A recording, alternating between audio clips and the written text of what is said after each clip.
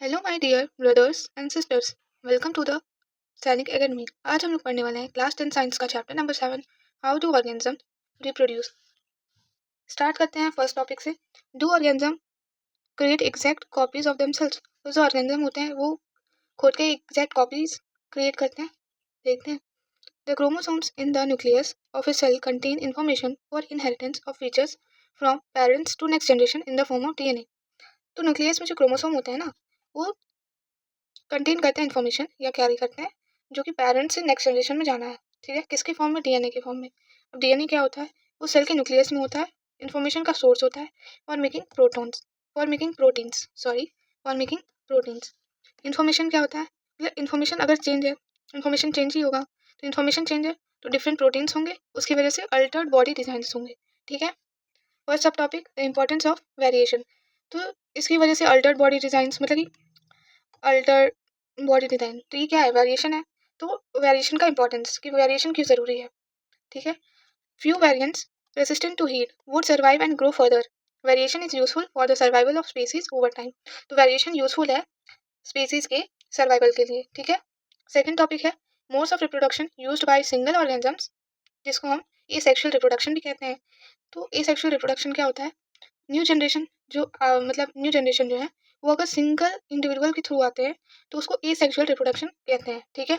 अब ऑर्गेनिज्म किस मोड का यूज़ कर रहा है वो डिपेंड करता है ऑर्गेनिज्म की बॉडी डिजाइन पे। ठीक है। फर्स्ट सब टॉपिक है फिजन। फिजन कितने टाइप्स के होते हैं? दो तरह के, बाइनरी फिजन और मल्टीपल फिजन।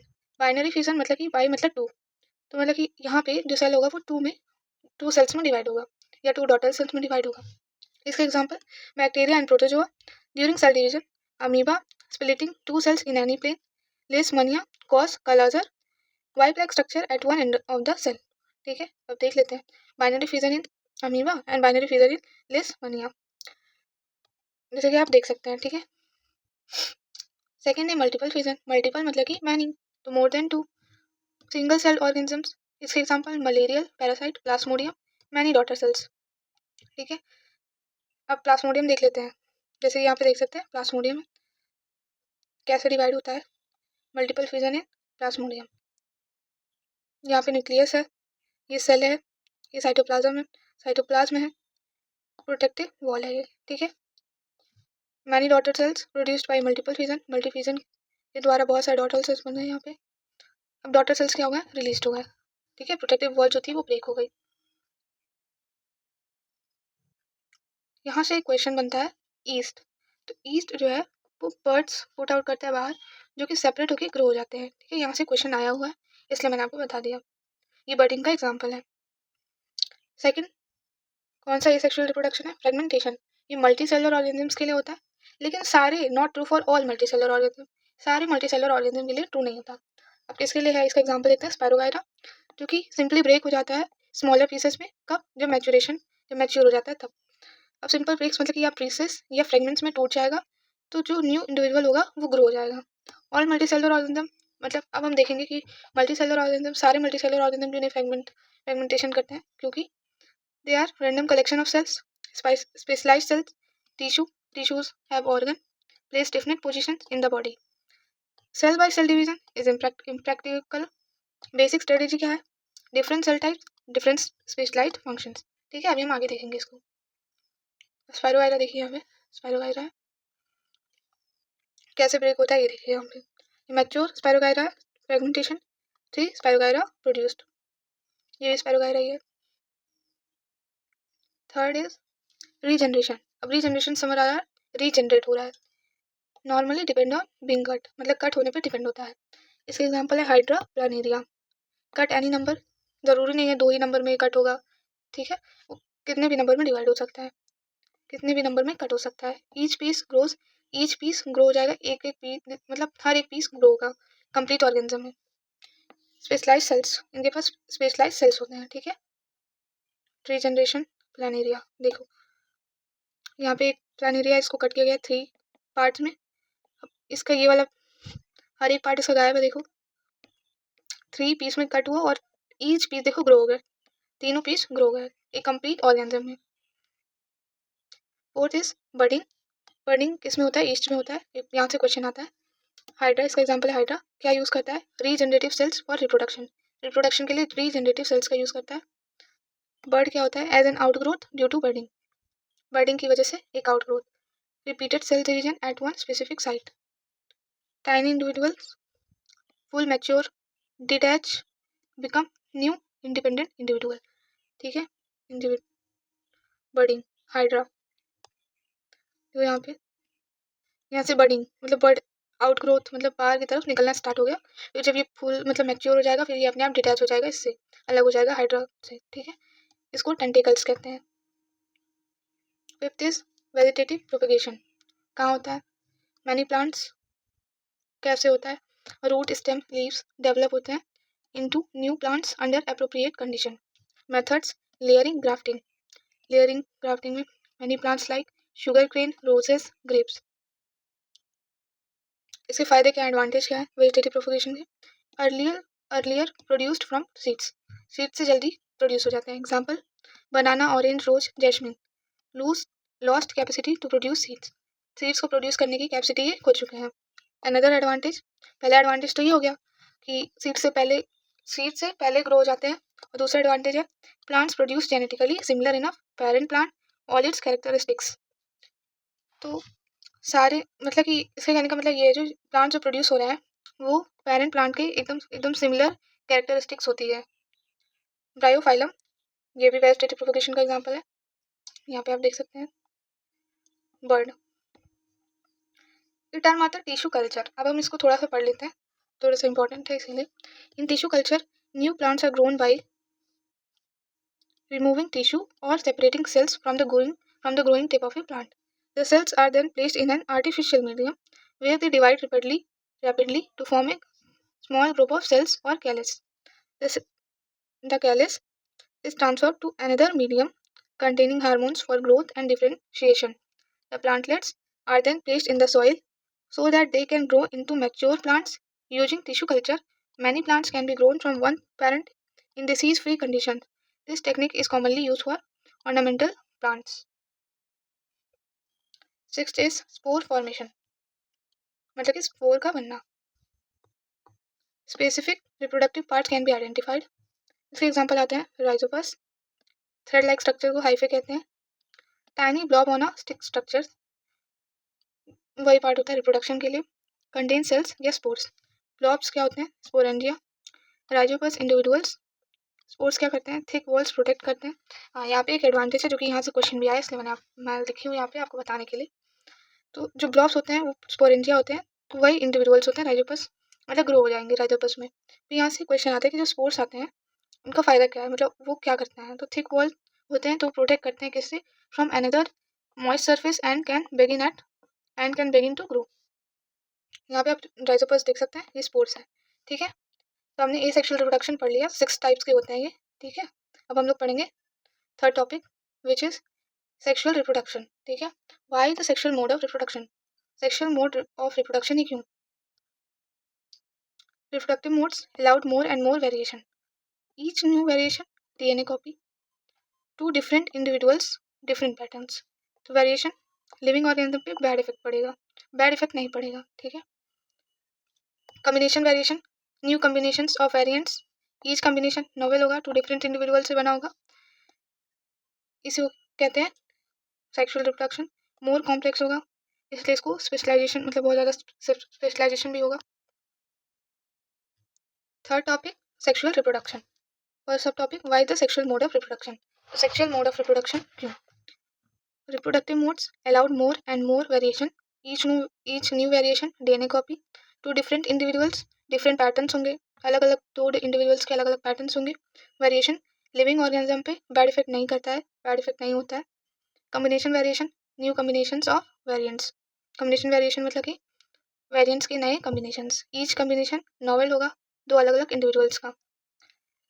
सेक्सुअल रिप्रोडक्शन क्या होता है? मोर कॉम्प्लेक्स होता है, इसलिए इसमें स्पेशलिटी ज़्यादा होता है, मतलब स्पेशलाइजेशन ज़्यादा होगा. ठीक है, सबसे पहले जंप सेल समझ लेते हैं, फिर उसके बाद यहाँ पे जाइगोट ग्रो, फिर उसके बाद देखेंगे क्या है. 2 जर्म सेल्स होते हैं जिसमें से एक जर्म सेल एक लार्ज होगा एक स्मॉल होगा. तो एक करेगा स्टोर फूड करेगा, मतलब फूड को स्टोर करेगा. और एक मोटाइल होगा, मतलब कि मूवेबल होगा. फीमेल गैमेट लार्ज होता है और स्टोर करता है फूड, उसको ओवम कहते हैं। स्मॉल जो मोटाइल होता है उसको मेल गैमेट कहते हैं, जो स्पर्म्स होता है। ठीक है। अब जाइगोट, जाइगोट ग्रो होते हैं, डेवलप होकर ऑर्गन मतलब डेवलप होगा, फिर ऑर्गेनिज्म में चेंज होगा, हाई स्पेशलाइज टिश्यू होगा और ऑर्गन होगा। ठीक है, जिसकी वजह से एनर्जी ज़्यादा चाहिए और स्टोर होगा। ठीक है, उसमें वहाँ पे स्टोर हो जाएगा एनर्जी, एनर्जी की रिक्वायरमेंट ज़्यादा होगी। Second topic is sexual reproduction and flowering plants. तो फ्लावरिंग प्लांट्स में सेक्सुअल रिप्रोडक्शन, ठीक है, रिप्रोडक्टिव पार्ट्स, तो रिप्रोडक्टिव पार्ट्स को एंजियोस्पर्म्स कहते हैं। ठीक है, फ्लावर के पार्ट क्या होते हैं, पेटल, सेपल्स, स्टेमन और पिस्टिल। तो पेटल और सेपल्स का काम क्या होता है, इनडायरेक्टली प्रोटेक्ट करते हैं वो फ्लावर को, स्टेमन और पिस्टिल को। ठीक है, स्टेमन और पिस्टिल क्या होते हैं, रिप्रोडक्टिव पार्ट्स होते हैं जो कि जर्म सेल्स को कंटेन करते हैं। फ्लावर, फ्लावर कैसे होते हैं, दो तरह के होते हैं, एक यूनिसेक्सुअल और बाइसेक्सुअल। यूनिसेक्सुअल मतलब कि या तो कंटेन करेगा स्टेमन या पिस्टिल, दोनों में से एक, स्टेमन या पिस्टिल। बाइसेक्सुअल मतलब कि बोथ, मतलब स्टेमन और पिस्टिल दोनों कंटेन करेगा। यूनि मतलब कि वन और बाई मतलब कि टू, तो ऐसे आपको याद हो जाएगा, रटने की जरूरत नहीं है। पपाया और वाटरमेलन यूनिसेक्सुअल है, हिबिस्कस, मस्टर्ड ये बाइसेक्सुअल है। ठीक है, हिबिस्कस और मस्टर्ड। अब हम एक एक करके देखते हैं, तो फ्लावर्स के पार्ट देख लो, ये सेपल्स हैं, ये वाला पार्ट, ये पेटल है, ये पूरा पार्ट पिस्टिल होता है, इसी को कार्पेल भी कहते हैं। यहाँ पे ये ओवरी है जो कि एग कंटेन करती है, ये स्टाइल है, ये स्टिग्मा है, ये एंथर है और ये फिलामेंट है। एंथर स्टेमन जो है एंथर और फिलामेंट से बना होता है। ठीक है, अब हम एक एक करके स्टेमन और पिस्टिल को देखेंगे। स्टेमन क्या होता है, मेल रिप्रोडक्टिव पार्ट जो कि प्रोड्यूस करता है pollen grains, yellowish in colour, colour में येलो होता है। ठीक है, पिस्टिल फीमेल रिप्रोडक्टिव पार्ट होता है, कहाँ होता है, centre of the flower, flower के सेंटर में होता है। पिस्टिल थ्री पार्ट से मिलकर बनता है, स्वॉलन बॉटम पार्ट उसको ओवरी कहते हैं, middle elongated part, style, terminal part, stigma. ठीक है, अब देख लो स्टेमन और पिस्टिल, ये स्टेमन है। ठीक है, ये पोलन ग्रेन्स है, येलोइश कलर, येलो कलर में होता है, स्टेमन एंथर और फिलामेंट से बना होता है। ये कार्पेल है जिसको हम पिस्टिल कहते हैं। ठीक है, तो देखते हैं रिप्रोडक्शन कैसे होता है। जो पोलन होता है वो ट्रांसफर होता है स्टेमन से स्टिग्मा में। ठीक है, ट्रांसफर, तो जब जब ये ट्रांसफर होता है सेम फ्लावर में तो उसको सेल्फ पॉलिनेशन कहते हैं, या फिर एक फ्लावर से दूसरे फ्लावर में होता है उसको क्रॉस पॉलिनेशन कहते हैं। कहाँ ट्रांसफर होता है, स्टेमन से स्टिग्मा में, किसके लिए, रिप्रोडक्शन के लिए।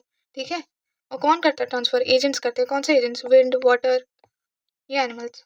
ठीक है, अब रिप्रोडक्शन होता कैसे है ये देख लो।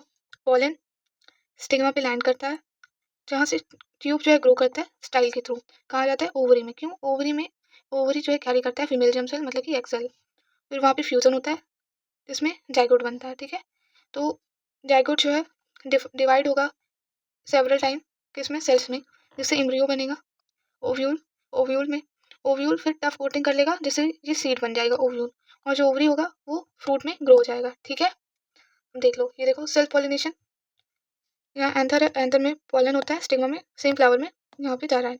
क्रॉस पॉलिनेशन दूसरे फ्लावर में, एंथर से दूसरे फ्लावर के स्टिग्मा में ट्रांसफर हो रहा है। ठीक है, इसलिए इसको क्रॉस पॉलिनेशन कहते हैं। ठीक है, यहाँ पे भी मैंने सेम ही चीज़ बताई है, जैसे कि ये मेल जर्म सेल्स हैं, पोलन ग्रेन्स, फ्यूज होगा फीमेल जर्म सेल्स में, कहाँ पे, ओव्यूल में, जहाँ पे एक्सेल होता है, ओवरी में, तो कॉम्प्लेक्स हो जा रहा है लेकिन समझ आ जाएगा, ओव्यूल है, फिर वहाँ पे फ्यूजन होगा जहाँ पे जाइगोट बनेगा।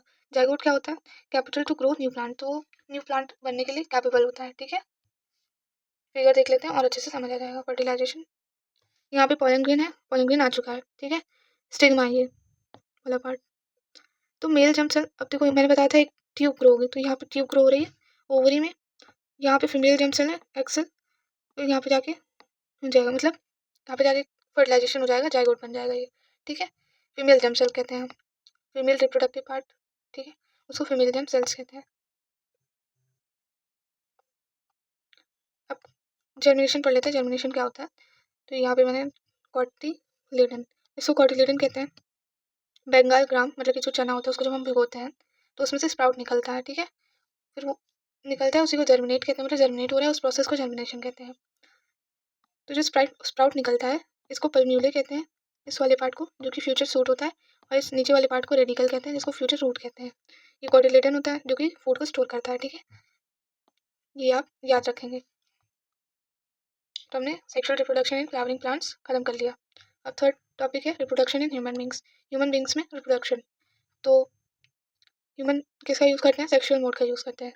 तो मैंने आपको बताया था कि मतलब कि मल्टी सेलुलर ऑर्गेनिज्म में स्पेशलाइज्ड टिश्यू चाहिए होते हैं, तो उसके लिए अर्ली टीन एज ईयर्स में कुछ चेंजेस आने लगते हैं बॉयज़ और गर्ल्स में, ठीक है, वो हम जानते हैं। Common changes, boys and girls, thick hair grows armpits and genital area, thinner hair appear on leg, arms and face, face start oily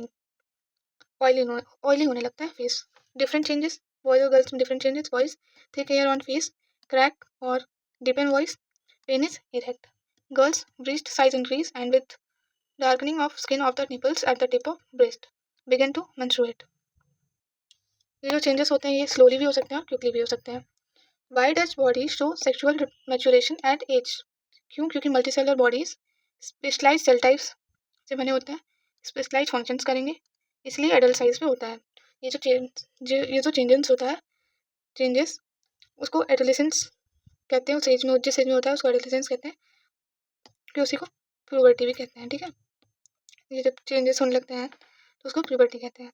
अब गर्ल्स और बॉयज़ के लिए एज थोड़ा अलग है, गर्ल्स में अर्ली होता है और बॉयज़ में थोड़ा लेट, स्लोली होता है। तो गर्ल्स की एज है 10 to 12 ईयर्स, बॉयज़ में 12 to 14 years. A male reproductive system, formation of sperms, testis located outside the abdominal cavity, scrotum, because sperm formation required lower temperature than the normal temperature of the body. Than the normal temperature मतलब कि temperature of the body. Testes secrete testosterone, which is hormone. Changes, it take changes in puberty. Sperms delivered through vas deferens unites a tube coming from a urinary bladder, urethra, common passage for urine and sperm. इधर से question बनता है, glands like the prostate and the seminal vesicles and their secretion, so that the sperms are now in a fluid which makes their transport easier, and this fluid provides nutrition. Sperms are tiny bodies that consist of mainly genetic material and a long tail that helps them to move towards the female themselves. You can see here male reproductive system. The B is female reproductive system. Eggs made in the ovaries. Two oviducts unite into an elastic bag-like structure called uterus. Sperms enter through the vaginal passage during sexual intercourse. Oviduct or fallopian tube, ovary, uterus, cervix, vagina. Male in male, ureter, seminal vesicle, bladder, prostate gland, penis, urethra, testes, scrota, vas deferens. मैंने आपको mail और female reproductive system के parts बता दिए। अब कैसे होता है ये देखते हैं। फ्यूजन, सबसे पहले फ्यूजन होता है, फिर जाइगोट बनता है, फिर जाइगोट जो है सेवरल सेल्स में डिवाइड होगा जिसको एम्ब्रियो कहेंगे। फिर न्यूट्रिशन के लिए स्पेशल टिश्यू चाहिए होगा। एम्ब्रियो के न्यूट्रिशन के लिए स्पेशल टिश्यू की जरूरत होती है जिसको प्लेसेंटा कहते हैं, डिस्क शेप में होता है। कहाँ होता है? Embedded in यूटेरिन wall. फिर एम्ब्रियो से फ्यूटस बनता है, डेवलपमेंट ऑफ बेबी 9 मंथ्स के लिए। उसके बाद चाइल्ड बॉर्न हो जाता है due to rhythmic contraction of the muscles in the uterus. See the function, sperms enter through vagina, soft and thick lining of uterus. Sperms swim through uterus and go into oviducts. Sperm fertilization takes place, form of fertilized egg और zygote. Fertilised egg को ही zygote कहते हैं, ठीक है। Ovary releases egg into oviduct, ovary release करता है egg oviduct में, ठीक है। यहाँ पे अब ये जाइगोट बन गया।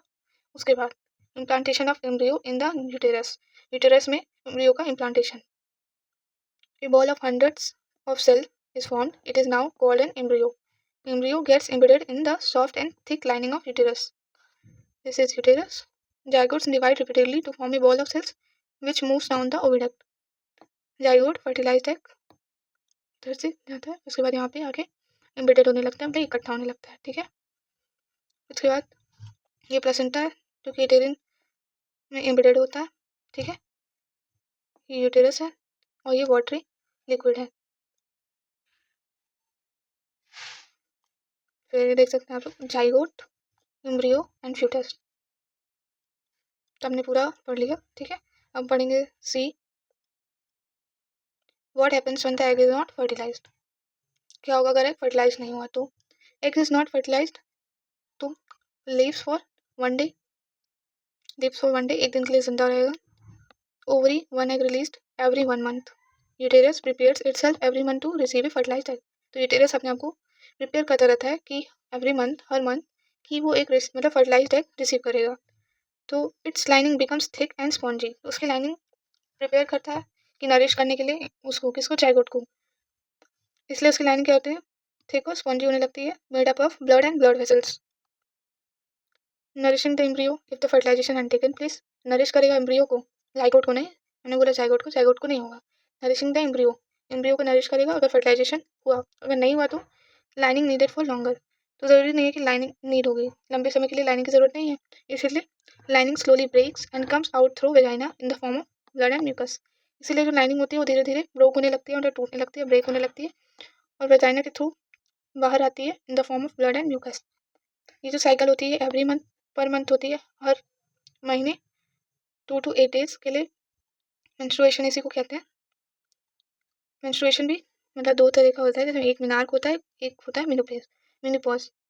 तो जो मिनार्क होता है वो फर्स्ट मेंस्ट्रुएशन जो होता है गर्ल्स का, उसको कहते हैं, ये 13 to 14 ईयर्स तक मतलब तब होता है। और मेनोपेज मतलब कि कम्प्लीटली स्टॉप और पॉज ऑफ मेंस्ट्रुएशन, मेनोपेज कहते हैं, ठीक है। ये होता है 45 to 50 ईयर्स, 45 से 50 की उम्र में पॉज हो जाता है menstruation, no fertilization takes place. हमेशा के लिए मेंस्ट्रुएशन परमानेंटली पॉज हो जाएगा, और यहाँ तब फर्टिलाइजेशन कभी मतलब उसमें वहाँ पे नहीं होगा fertilization, no fertilization takes place,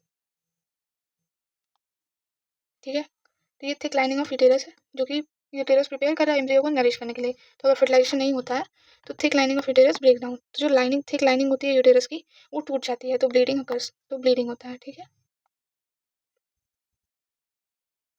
D is reproductive health. Sexual maturation धीरे धीरे होता है, ग्रेजुअली।